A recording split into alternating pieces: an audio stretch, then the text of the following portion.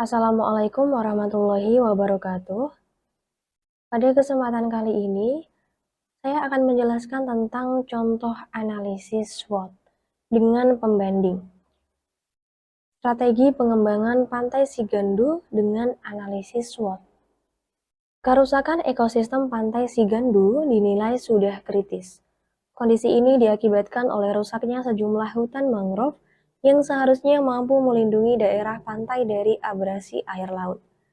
Satu penyebab kerusakan Pantai Sigandu adalah gangguan keseimbangan transport sedimen akibat pemanfaatan ruang pantai yang kurang memperhatikan aspek kelestarian lingkungan, terutama kerusakan vegetasi mangrove di wilayah pantai, sehingga energi gelombang yang sampai ke pantai masih cukup besar dan menyebabkan terjadinya abrasi.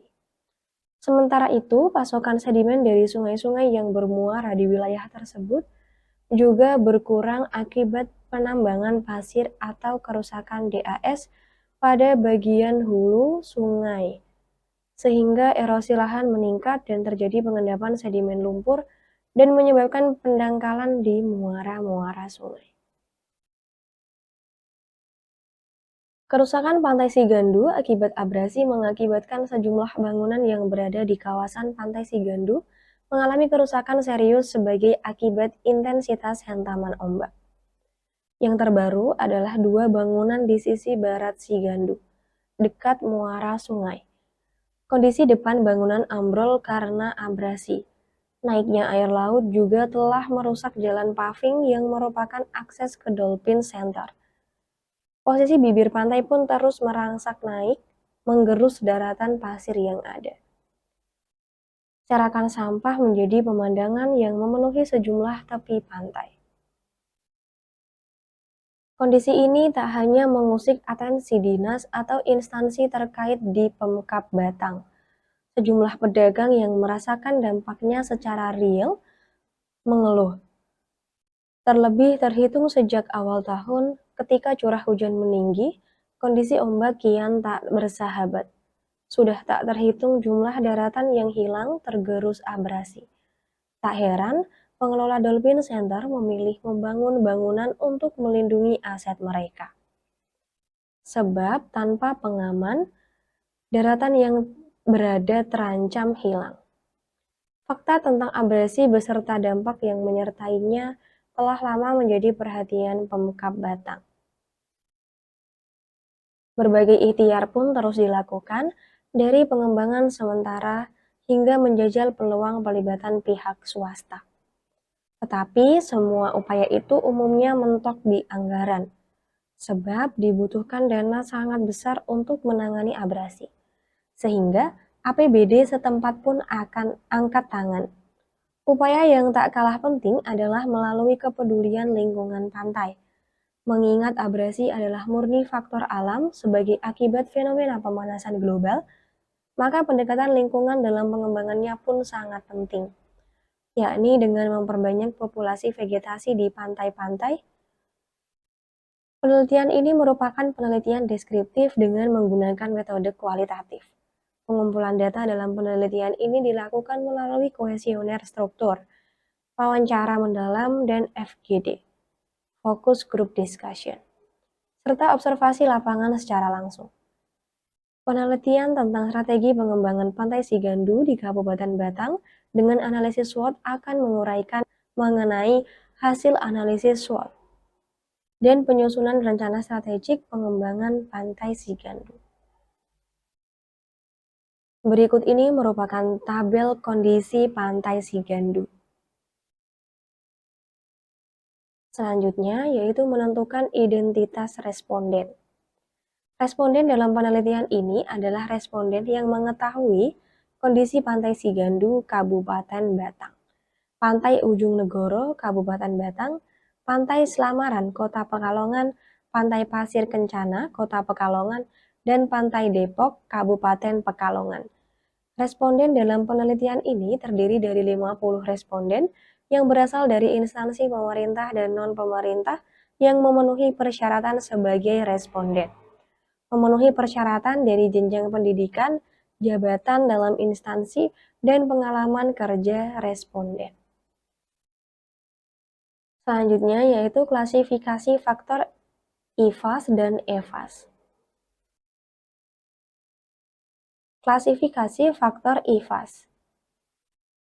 Berikut ini merupakan tabel klasifikasi faktor IFAS, Internal Factor Analysis Strategy, Strength dan Weakness.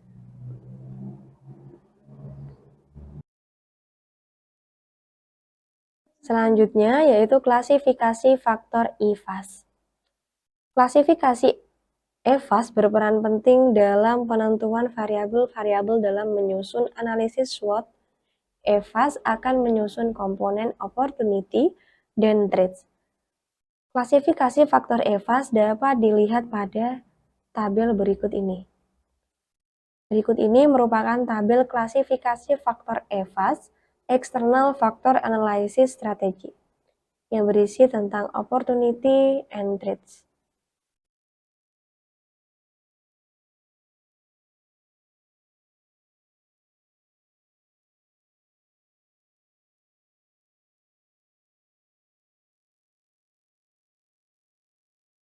Selanjutnya, penentuan bobot IFAS dan EFAS.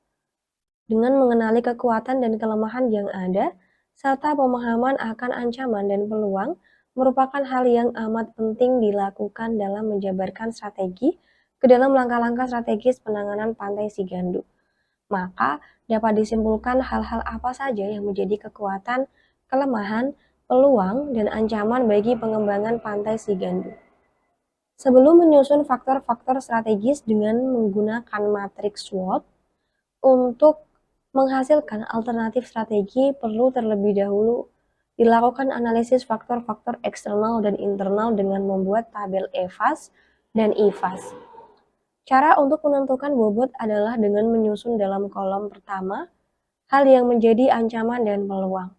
Beri bobot masing-masing faktor tersebut dengan skala mulai 1,0 yang berarti sangat penting sampai dengan 0,0 tidak penting. Semua bobot tersebut jumlahnya tidak boleh melebihi skor total 1,00.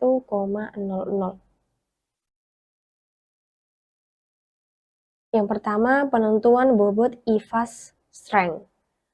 Untuk menentukan scoring pada bobot strength, didapat dari jawaban responden tentang faktor yang paling berpengaruh terhadap kekuatan Pantai Sigandu. Hasil respondensi pembobotan faktor strength dapat dilihat pada tabel di bawah ini.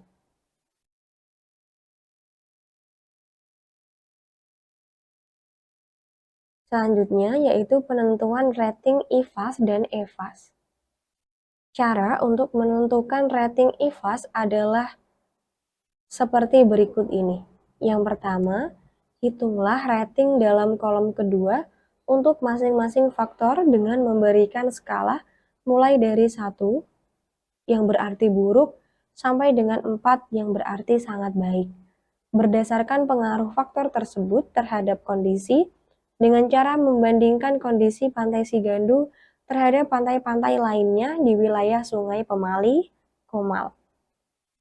Pantai Depok di Kabupaten Pekalongan, Pantai Pasir Kencana di Kota Pekalongan, Pantai Slamaran di Kota Pekalongan, dan Pantai Ujung Negoro di Kabupaten Batang.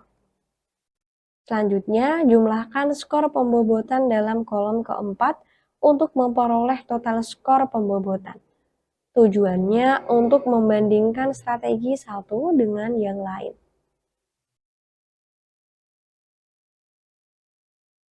Untuk menentukan nilai rating IFAS strength, responden memberikan nilai 1 yang berarti buruk sampai 4 yang berarti sangat baik mengenai kondisi real Pantai Sigandu, Pantai Ujung Negoro, Pantai Slamaran, Pantai Pasir Kencana, dan Pantai Depok.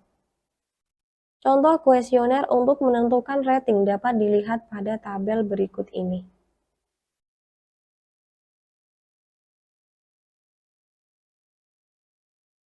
Berikut ini merupakan tabel hasil kuesioner terhadap pemberian rating strength IFAS.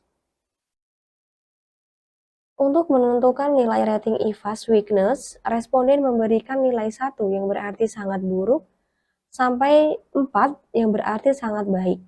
mengenai kondisi real kelemahan Pantai Sigandu, Pantai Ujung Negoro, Pantai Selamaran, Pantai Pasir Kencana, dan Pantai Depok. Contoh kuesioner untuk menentukan rating weakness dapat dilihat pada tabel di bawah ini. Berikut ini merupakan hasil kuesioner terhadap pemberian rating weakness IFAS. Selanjutnya yaitu penentuan rating EVAS. Cara untuk menentukan faktor strategi eksternal dan membuat tabel EVAS adalah sebagai berikut. Yang pertama, hitung rating dalam untuk masing-masing faktor dengan memberikan skala mulai dari 4 yang berarti sangat berpengaruh sampai dengan 1 yang berarti tidak berpengaruh. Pemberian nilai rating untuk faktor peluang bersifat positif, peluang yang semakin besar diberikan rating 4, tetapi jika peluangnya kecil diberi rating 1. Pemberian nilai rating ancaman adalah kebalikannya. Yang kedua, pemberian rating adalah dengan membandingkan kondisi 4 pantai lain yang termasuk dalam pantai wilayah Sungai Pemali Comal, diantaranya Pantai Ujung Negoro, Batang, Pantai Selamaran, Kota Pekalongan, Pantai Pasir Kencana, Kota Pekalongan, Pantai Depok, Kabupaten Pekalongan. Untuk menentukan nilai rating EVAS Opportunity, responden memberikan nilai 1 yang berarti buruk, sampai 4 yang berarti sangat baik mengenai kondisi real Pantai Sigandu, Pantai Ujung Negoro, Pantai Selamaran, Pantai Pasir Kencana, dan Pantai Depok. Contoh kuesioner untuk menentukan rating dapat dilihat pada tabel berikut ini. Berikut ini merupakan tabel hasil kuesioner terhadap pemberian rating opportunity EVAS. Dan berikut ini merupakan tabel hasil kuesioner terhadap pemberian rating TRITS EVAS. Selanjutnya yaitu scoring IVAS dan EVAS. Langkah scoring IVAS dan EVAS ini merupakan tahap perhitungan kumulatif dari variabel tiap faktor yang telah didapatkan nilai atau skor dari hasil perkalian bobot dengan rating. Hasil perhitungan ini bertujuan untuk menentukan posisi titik ordinat dalam grafik SWOT. Yang pertama, scoring IVAS strength dengan weakness. Hasil scoring IVAS strength diperoleh dari perkalian rating dan bobot dari faktor strength. Hasil scoring IVAS weakness diperoleh dari perkalian rating dan bobot dari faktor weakness. Nilai total didapat dari bobot dikali rating. Berikut ini merupakan tabel scoring IVAS. Dan berikut ini merupakan tabel scoring IVAS weakness.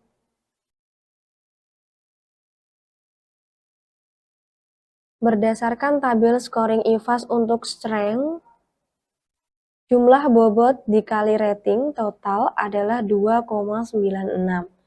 Sedangkan nilai total untuk kelemahan adalah 1,28. Posisi faktor internalnya sama dengan 2,96 dikurangi 1,28 sama dengan 1,68.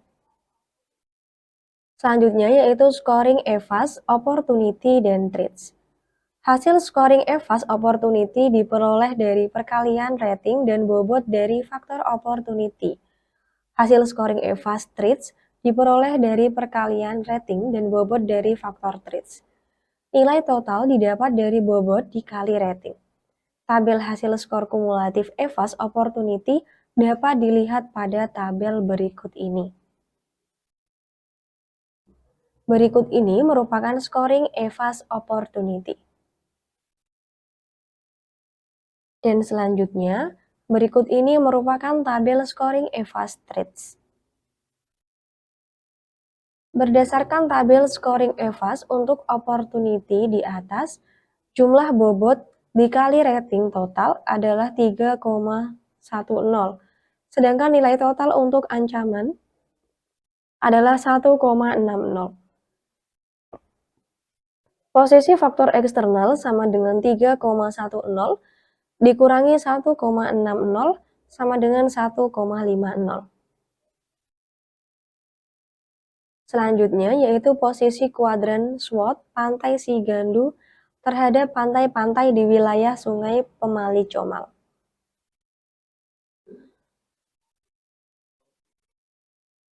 Salah satu output dari penelitian ini adalah mengetahui posisi kuadran Pantai Sigandu yang selanjutnya menentukan strategi yang harus dilakukan.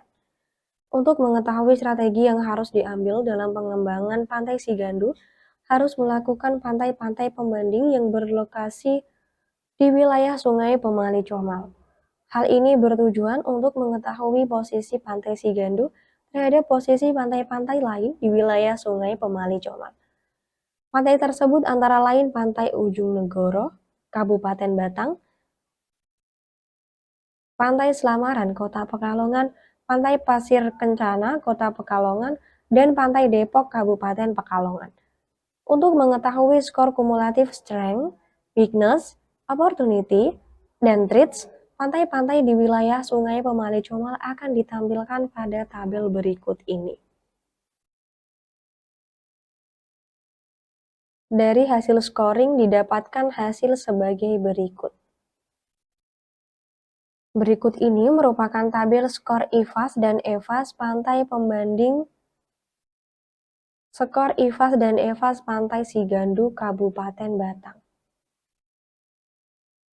Posisi Pantai Sigandu pada kuadran 1. Selanjutnya ada skor IVAS dan EVAS Pantai Ujung Negoro Kabupaten Batang. Posisi Pantai Ujung Negoro pada kuadran 2.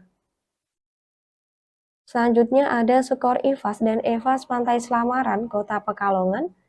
Posisi Pantai Selamaran pada kuadran 2.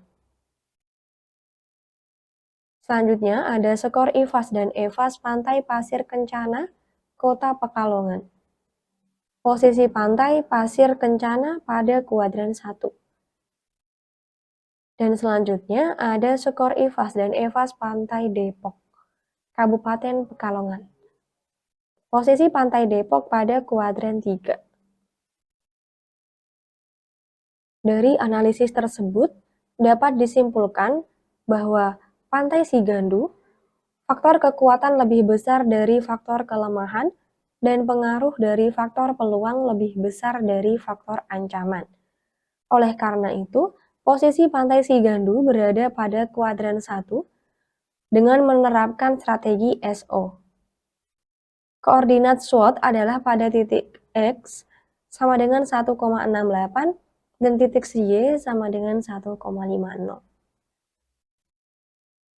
Untuk Pantai Ujung Negoro Kabupaten Batang, faktor kelemahan lebih besar dari faktor kekuatan dan pengaruh dari faktor peluang lebih besar dari faktor ancaman.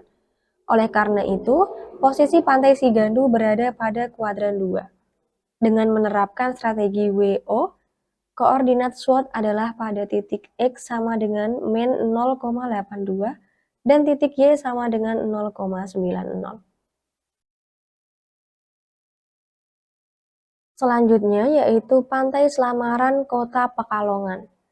Faktor kelemahan lebih besar dari faktor kekuatan dan pengaruh dari faktor peluang lebih besar dari faktor ancaman. Oleh karena itu, posisi Pantai Sigandu berada pada kuadran 2 dengan menerapkan strategi WO. Koordinat SWOT adalah pada titik X sama dengan min 1,72 dan titik Y sama dengan 0,66. Selanjutnya yaitu Pantai Pasir Kencana, Kota Pekalongan. Faktor kekuatan lebih besar dari faktor kelemahan dan pengaruh dari faktor peluang lebih besar dari faktor ancaman. Oleh karena itu, posisi Pantai Sigandu berada pada kuadran 1 dengan menerapkan strategi SO. Koordinat SWOT adalah pada titik X sama dengan 1,92 dan titik Y sama dengan 1,32. Selanjutnya, Pantai Depok Kabupaten Pekalongan. Faktor kelemahan lebih besar dari faktor kekuatan dan pengaruh dari faktor ancaman lebih besar dari faktor peluang. Oleh karena itu, posisi Pantai Sigandu berada pada kuadran 3 Dengan menerapkan strategi WT, koordinat SWOT adalah pada titik X sama dengan min 0,20 dan titik Y sama dengan min 0,08. Dari hasil tersebut, posisi Pantai Sigandu terhadap pantai-pantai di wilayah Sungai Pemali Comal dapat digambarkan seperti berikut ini. Berikut ini merupakan gambar kuadran SWOT. Dengan keterangannya, A sama dengan Pantai Sigandu, B. Pantai Ujung Negoro, C. Pantai Selamaran, D. Pantai Pasir Kencana, dan E. Pantai Depok. Dari gambar kuadran SWOT di atas, posisi Pantai Sigandu berada pada kuadran 1 dan memiliki koordinat teratas dibanding 4 pantai lainnya. Dari gambar kuadran SWOT tersebut, strategi yang digunakan dalam upaya pengembangan strategi Pantai Sigandu adalah strategi SO. Selanjutnya yaitu strategi pengembangan Pantai Sigandu dengan strategi SO. Strategi ini menggunakan kekuatan internal untuk meraih peluang-peluang yang ada pada faktor eksternal. Strategi SO merupakan situasi yang menguntungkan. Strategi tersebut memiliki peluang dan kekuatan sehingga dapat memanfaatkan peluang yang ada. Strategi yang diterapkan dalam kondisi ini adalah mendukung kebijakan pertumbuhan yang agresif. Strategi ini dibuat berdasarkan memanfaatkan seluruh kekuatan untuk merebut dan memanfaatkan peluang sebesar-besarnya. Strategi SO menggunakan kekuatan internal untuk memanfaatkan peluang eksternal. Berikut ini merupakan tabel strategi SWOT SO. Selanjutnya yaitu dasar pemilihan strategi SO. Dasar pemilihan strategi SO Pantai Sigandu merupakan gabungan faktor EVAS strength dan faktor EVAS opportunity. Kemudian gabungan dari masing-masing faktor EVAS dan EVAS tersebut digunakan sebagai dasar untuk menentukan strategi SO. Pengembangan Pantai Sigandu. Dasar pemilihan strategi SO Pantai Sigandu dijelaskan pada tabel berikut ini. Berikut ini merupakan tabel dasar pemilihan strategi SO.